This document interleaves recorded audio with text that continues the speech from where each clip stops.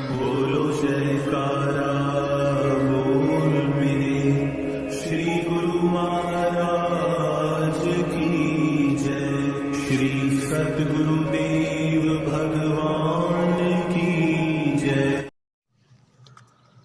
गुरुमुखो,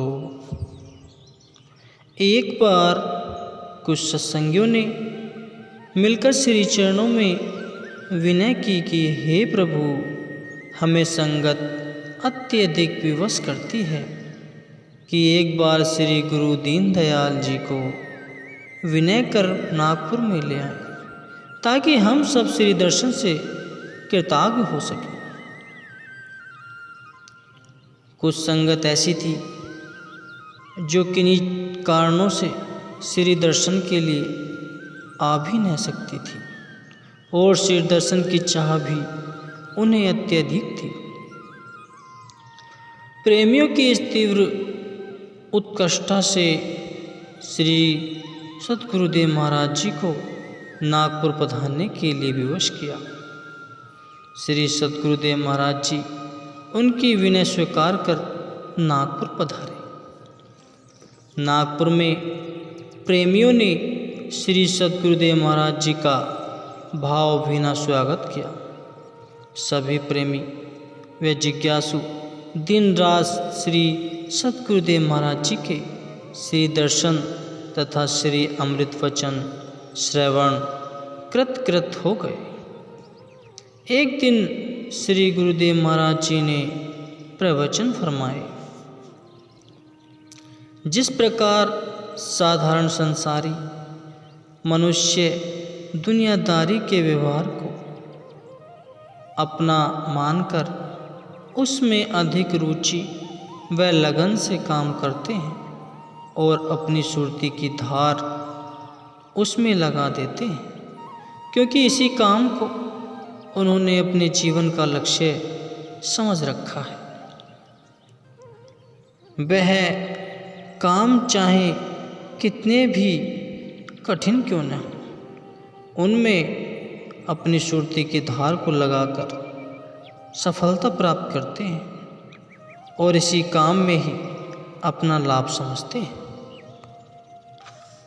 जिस मनुष्य ने जैसा काम करना होता है उसी के अनुसार सामान इकट्ठा करता है। जैसे एक कपड़ा बेचने वाला मनुष्य अपने व्यवहार के अनुसार उसी प्रकार का सामान गज कैंची कपड़ा आदि रखता है, क्योंकि उसका निशाना लक्ष्य यही कुछ है और अपने पूरे ख्याल की शक्ति को उसी में खर्च करता है।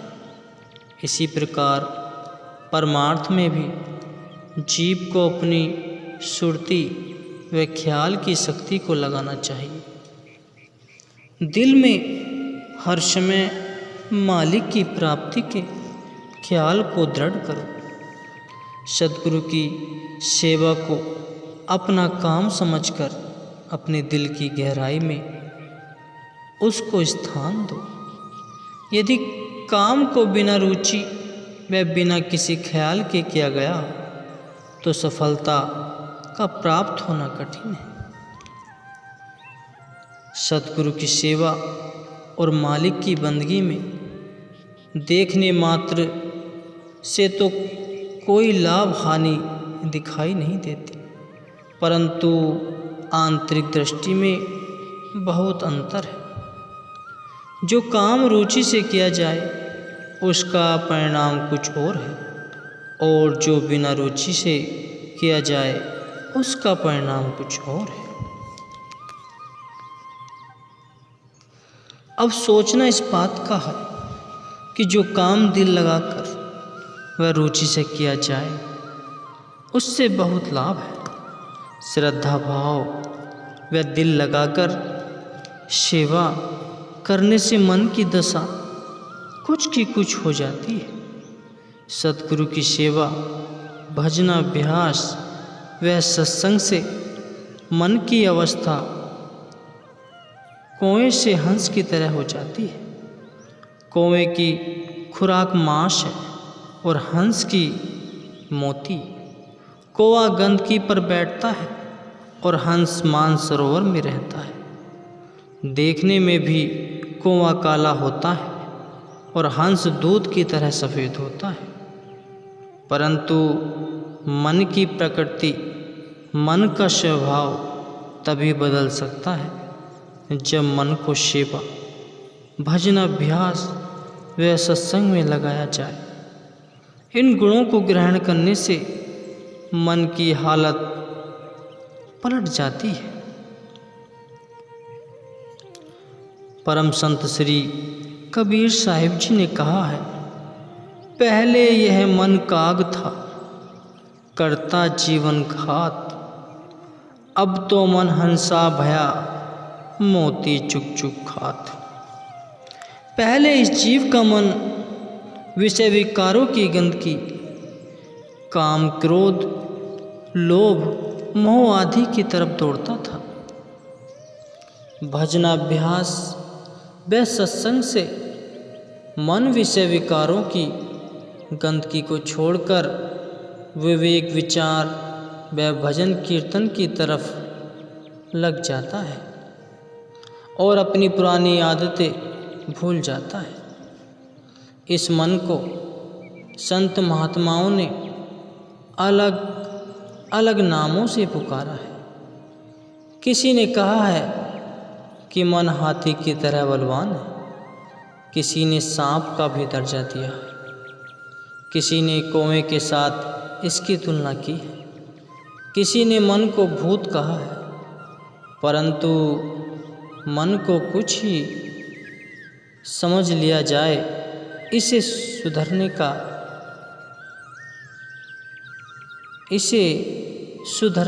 इसे वश में करने का ढंग समय के संत सद्गुरु से ही मिल सकता है।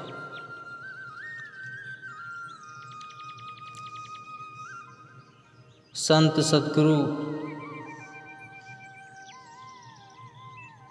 परंतु मन को कुछ ही समझ लिया जाए, इसे सुधारने का, इसे वश में करने का ढंग समय के संत सद्गुरु से ही मिल सकता है। संत सद्गुरु ही मन रूपी सांप को पकड़ने का मंत्र जानते हैं। उनके बताए हुए उपाय से मन सरलता से वश में हो जाता है और हाथी की तरह बलवान होने पर भी निर्बल बन जाता है। इस मन को सत्संग, भजनाभ्यास और वैराग्य के ही शस्त्रों से काबू किया जा सकता है। जो जीव अपने मन को जितनी रुचि व लगन के साथ सत्संग व सद्गुरु की सेवा की ओर लगाएगा, उतना ही अधिक मन को काबू करने में सफलता प्राप्त कर सकता है। जैसे शत्रु के साथ लड़ने में पूरी हिम्मत व दिलेरी होनी चाहिए, वैसे ही मन रूपी शत्रु पर विजय पाने के लिए दिल में किसी प्रकार की कमजोरी नहीं होनी चाहिए। तभी मन रूपी शत्रु को जीता जा सकता है। जैसे कहा भी है, मन रिपु जीता सब रिपु जीता, मन रिपु जीता सब रिपु जीता। इन पंक्तियों को पढ़ने में तो कोई अंतर दिखाई नहीं देता, परंतु इनके अर्थ में बहुत अंतर है। अर्थात इसका अर्थ यह है कि जिसने मन रूपी शत्रु को जीत लिया, उसने अपने सब शत्रुओं को जीत लिया। यदि किसी का मन रूपी शत्रु जीवित है, तो उसके सब शत्रु जीवित हैं। इस मन रूपी शत्रु को नियंत्रण में रखने के लिए अपने शरीर को, अपने ख्यालों को सद्गुरु की सेवा, भजनाभ्यास व सत्संग में लगाना चाहिए। मन का स्वभाव बुराइयों की तरफ जाने का है। सद्गुरु के शब्द से ही मन को बुराइयों को रोका जा सकता है। इसलिए जितनी रुचि व लगन से अपने ख्यालों को सद्गुरु के शब्द में लगाया जाएगा, उतनी ही शीघ्रता से इस काम में सफलता प्राप्त होगी। प्रत्येक मनुष्य को कोशिश करके अपने मन पर विजय प्राप्त करने के लिए समय के संत सद्गुरु की सेवा व उनके बताए हुए तरीकों से मन को जीतना चाहिए, जिससे स्वयं को मन की पराधीनता से बचना अति आवश्यक है। जिसने मन पर विजय प्राप्त कर ली उसका जीवन सफल हो गया। 3-4 दिनों के पश्चात जब नागपुर से श्री सद्गुरुदेव महाराज जी अन्य स्थान पर पधारने लगे तो प्रेमियों ने काफ़ी अनुनय विनय की कि प्रभु कुछ दिन और यहाँ पर रहकर प्रेमियों की प्यास बुझाई। श्री सद्गुरुदेव महाराज जी ने फरमाया, अब हमें अन्य स्थान पर अवश्य जाना है। श्री सद्गुरुदेव महाराज जी की मौज देखकर प्रेमियों ने प्रथम श्रेणी का डिब्बा रिजर्व करा दिया। अतः श्री सद्गुरुदेव महाराज जी नियत समय पर अपने सेवादारों तथा प्रेमियों सहित प्लेटफार्म पर पहुँचे। रेलगाड़ी आई और श्री सद्गुरुदेव महाराज जी उस कंपार्टमेंट में विराजमान हो गए। सारी संगत प्रेम में विभोर होकर प्रेमाश्रु बहाती हुई श्री सद्गुरुदेव महाराज जी के श्री दर्शन कर रही थी। प्लेटफार्म पर कुछ दूरी पर 3-4 अंग्रेज आश्चर्य से इस दृश्य को देख रहे थे। उन्होंने परस्पर इस बात की चर्चा अंग्रेजी में की, क्योंकि वे हिंदी भाषा न जानते थे, कि भारतवर्ष संत महापुरुषों ऋषियों मुनियों की तपोभूमि है।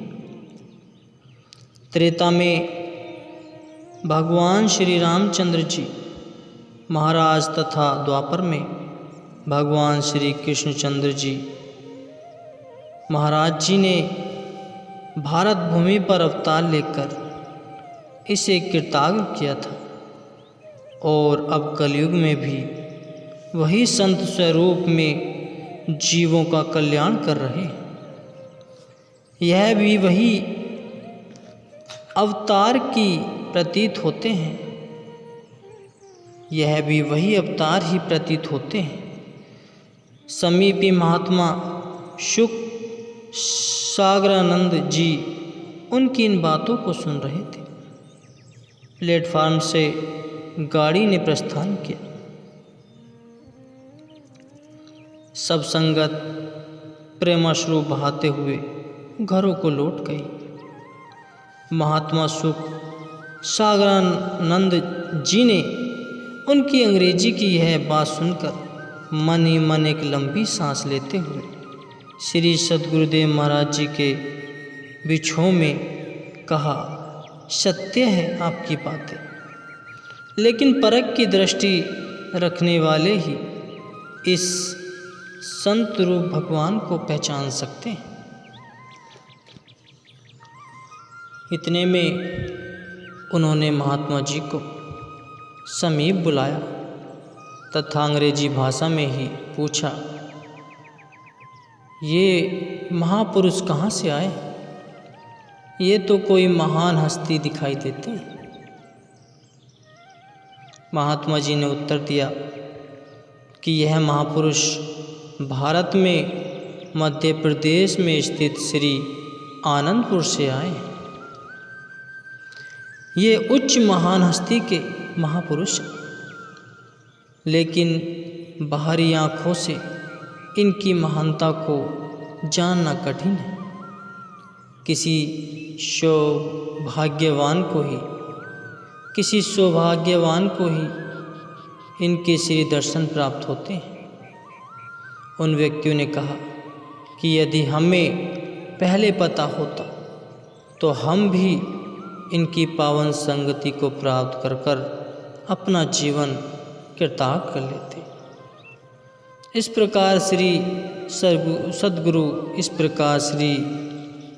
सद्गुरुदेव महाराज जी के पावन गुणानुवादों का गायन करते हुए महात्मा जी आश्रम को लौट आए।